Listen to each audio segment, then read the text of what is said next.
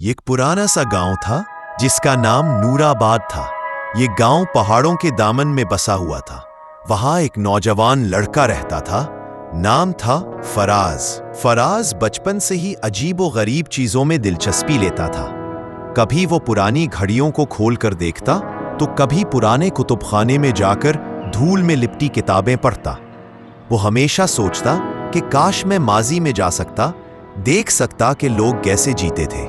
एक दिन वो गांव के पुराने कुतुबखाने में एक शिकस्ता सा संदूक देखता है। संदूक पर अजीब सी तहरीरें कंदा थीं, जैसे किसी पुरानी जबान में हो।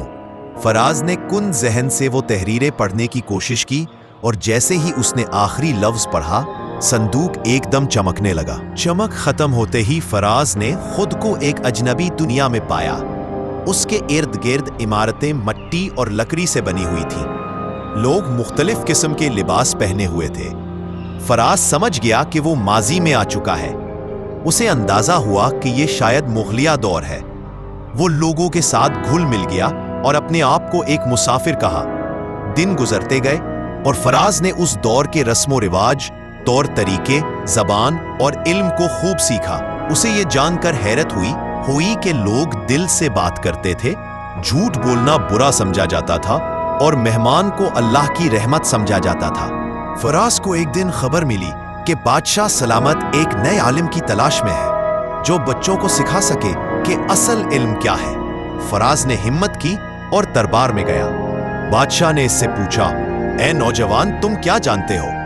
फराज ने कहा, मैं जानता हूं कि इल्म सिर्फ किताबों में नहीं होता, बल्कि तजुर्बे, सच्चाई और नियत में होता है। बादशाह बहुत मुअस्सिर हुआ और उसे शाही मदरसे का मुअल्लिम बना दिया। वहां उसने बच्चों को नई तर्ज से पढ़ाना शुरू किया, कहानियों के जरिए, तजुर्बात से, दिल से। कई साल गुजर गए। फराज अब उस दुनिया का हिस्सा बन चुका था, मगर दिल में एक खलश थी, क्या मैं वापस जा सकता हूं? एक दिन वही संदूक जो इसने शुरू में देखा था, एक बार फिर उसके सामने आया।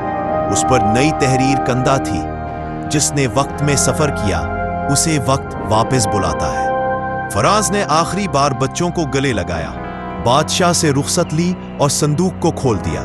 एक बार फिर रोशनी चमकी और वो वापस अपने गांव नूराबाद आ गया। वापसी पर सब कुछ वैसा ही था। लोग उसी दुनिया में गुम, वक्त के पीछे दौड़ते हुए। मगर अब फराज बदल चुका था। उसने एक छोटा सा मदरसा बनाया जहां वो बच्चों को सिर्फ सबक नहीं, जिंदगी सिखाता था। सच बोलना, इज्जत करना, वक्त की कदर करना। गांव के लोग उसे वक्त का मुसाफिर कहने लगे। इखलाकी सबक, असल इल्म वही है जो इंसान के किरदार को बेहतर बनाए। माजी में झांकने से हमें हाल को बेहतर बनाने का रास्ता मिलता है।